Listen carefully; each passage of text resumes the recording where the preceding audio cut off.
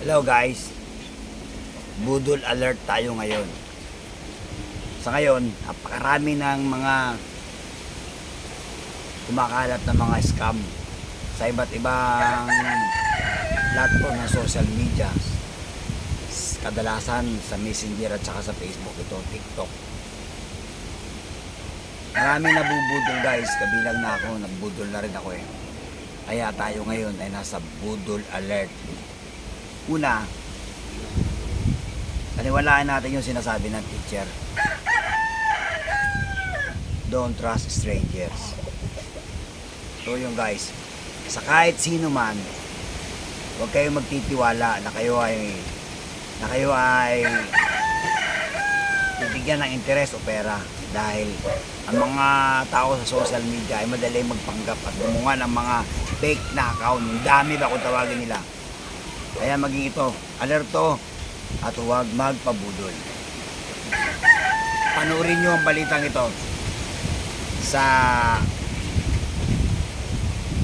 Frontline Pilipinas ng Channel 5. Nakatanggap ka na ba ng kahina-hinalang text message?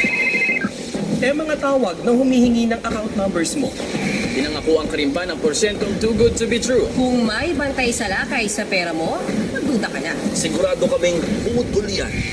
Huwag ka nang dumagdag sa mga numero. Laging mag-ingat, maging alerto, huwag magpabudol. Budol Alert, ngayong March 17, Linggo, 4:30 p.m. dito Yun guys, budol alert. Ganito guys, sa personal kong karanasan,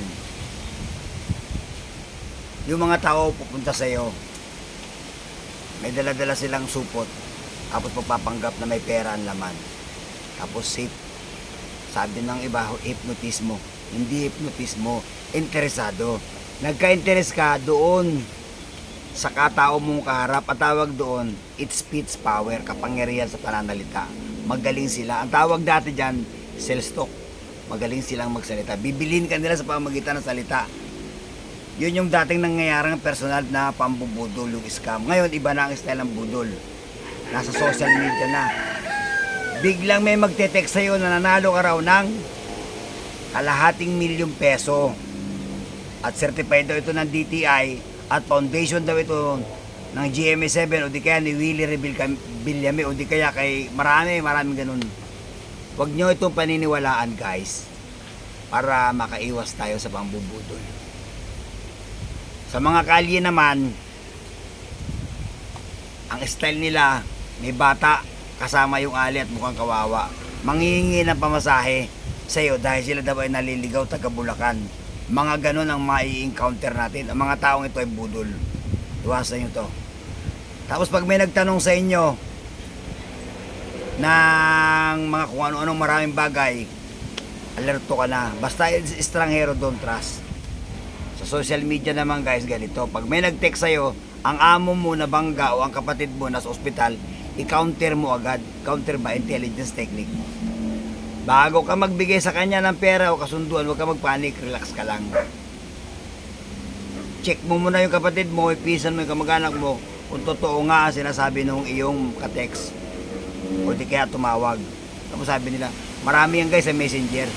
Mga kadalasan, mga foreigner, nagpapakilala silang mga marketing manager ng Bitcoin. Marami yan guys. Napakarami.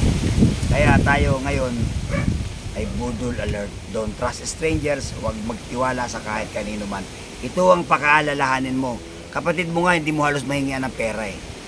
Kapitbahay mo nga, hindi mo nga mautangan bago sila pa.